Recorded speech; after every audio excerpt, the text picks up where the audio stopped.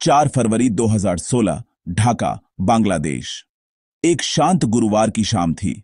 Bangladesh bank के कर्मचारी weekend के लिए बैंक लॉक कर रहे थे। उन्हें उस डिजिटल तूफान का अंदाजा नहीं था। यह कोई आम डकैती नहीं थी, सिर्फ एक कीबोर्ड और इंटरनेट कनेक्शन था। प्लान था लगभग $1 बिलियन चुराना। ढाका से मनीला तक पैसा कॉन्टिनेंट्स के पार मूव हुआ। चोर डिजिटल घोस्ट थे। महीनों तक बैंक की वीकनेसेस को स्टडी किया।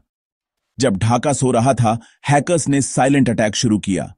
यह कहानी है कि कैसे वे लगभग $1 बिलियन लेकर भाग गए और कैसे एक साधारण स्पेलिंग की गलती ने सब कुछ बदल दिया।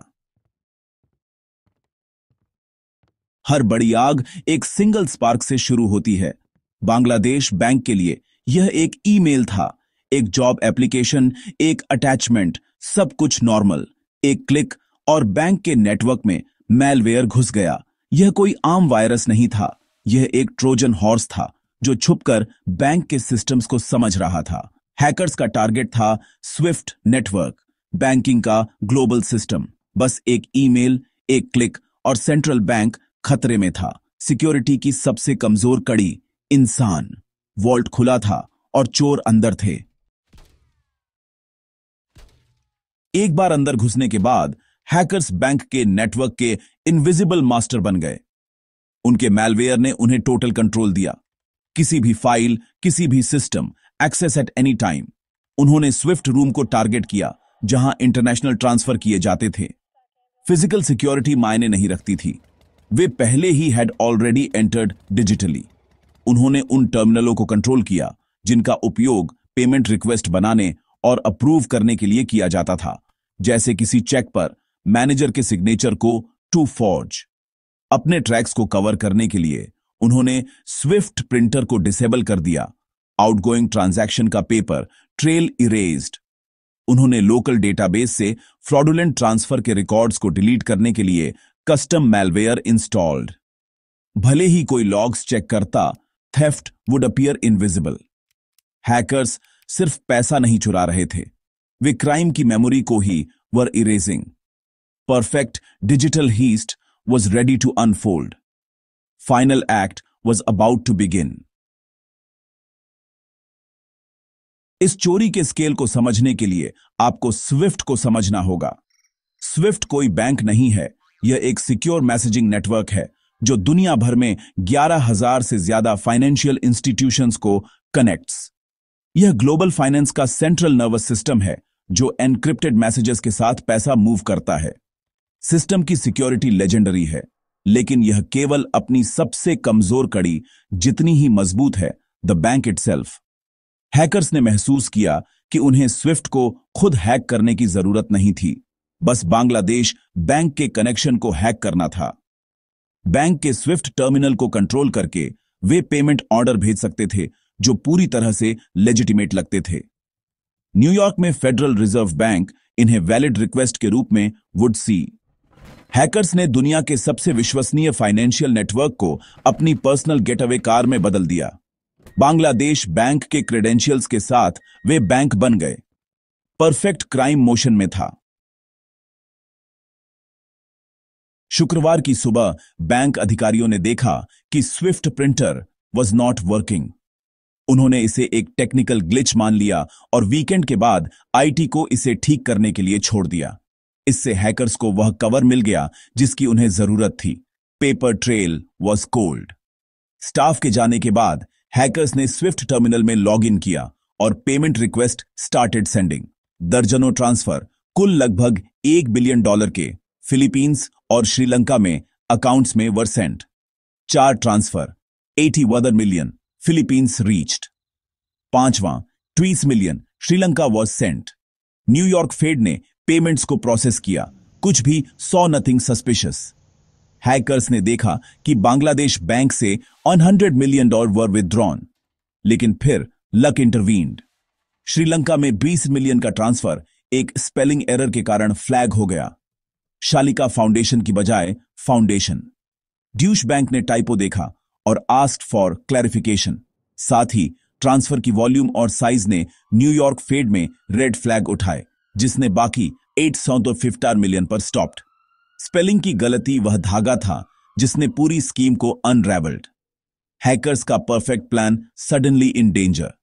कभी कभी सबसे छोटी डिटेल्स कैन चेंज एवरीथिंग। दुनिया को the theft was about to be discovered. जो 81 मिलियन बच निकले वे मनीला के एक बैंक में 4 अकाउंट्स में पहुंचे जो महीनों पहले नकली नामों से were opened. Branch manager complicit था। एंटी मनी लॉन्ड्रिंग चेक्स को was helping to bypass. Philippines को उसके कैसीनो इंडस्ट्री के लिए चुना गया था, फाइनेंशियल ट्रैकिंग के लिए एक black hole. Casino anti money laundering कानूनों के तहत कवर नहीं थे, जिससे वे चोरी के पैसे को लॉन्डर करने के लिए परफेक्ट बन गए। पैसा जल्दी से निकाल लिया गया, पेसों में कन्वर्ट किया गया और 2 बड़े कैसीनो में डिलीवर्ड। झंकट ऑपरेटर्स ने चोरी के पैसे को लेजिटिमेट कैसीनो अर्निंग्स के साथ मिला दिया, जिससे वह डिसअपीयर्ड। सोमवार तक जब बांग्लादेश बैंक को चोरी का एहसास हुआ, पैसा हैड डिसअपीयर्ड। फंड्स को फ्रीज करने की फ्रेंटिक कोशिशें फेल्ड। जांचकर्ताओं को एक दीवार मिली। पैसा जुए में चला गया था, जीत के रूप में दिया गया था और had left the country. Casino system ने डिजिटल चोरी को क्लीन अनट्रेसेबल कैश में हैड टर्न्ड इनटू। 87 मिलियन में से most were never recovered. Perfect laundering machine ने हैड डन इट्स जॉब। इस चोरी ने एक ग्लोबल इन्वेस्टिगेशन को ट्रिगर्ड। बांग्लादेश बैंक ने फायरआई के साइबर सिक्योरिटी एक्सपर्ट्स को ब्रीच का एनालिसिस करने के लिए बुलाया। एफबीआई और इंटरपोल सहित दुनिया भर की लॉ एनफोर्समेंट एजेंसीज हंट में इवनिंग हो गईं। फिलीपींस में जांचकर्ताओं ने आरसीबीसी ब्रांच और कैसीनो में अनकवर्ड करप्शन। पब्लिक हियरिंग्स ने फाइनेंशियल कानूनों में कमियों को उजागर किया, जिससे led to reforms. Digital forensics team ने मैलवेयर को पिछली हाई प्रोफाइल साइबर अटैक्स से ट्रैक्ड। सबूत एक sophisticated state sponsored hacking group की ओर पॉइंटेड टू। टुकड़े एक साथ आ रहे थे, एक ग्लोबल कंस्पिरेसी को अनरेवलिंग। मास्टरमाइंड छिपे रहे, लेकिन डिजिटल ट्रेल वॉज क्लियर। दुनिया was closing in on the culprits. Digital ghosts की तलाश हैड बिगन। जांचकर्ताओं ने लैजरस ग्रुप पर ध्यान केंद्रित किया, जो नॉर्थ कोरियाई स्टेट स्पॉन्सर्ड हैकर्स का एक कुख्यात समूह है। एफबीआई ने बांग्लादेश बैंक की चोरी को कस्टम मैलवेयर और अटैक टेक्निक्स के जरिए लिंक्ड टू लैजरस।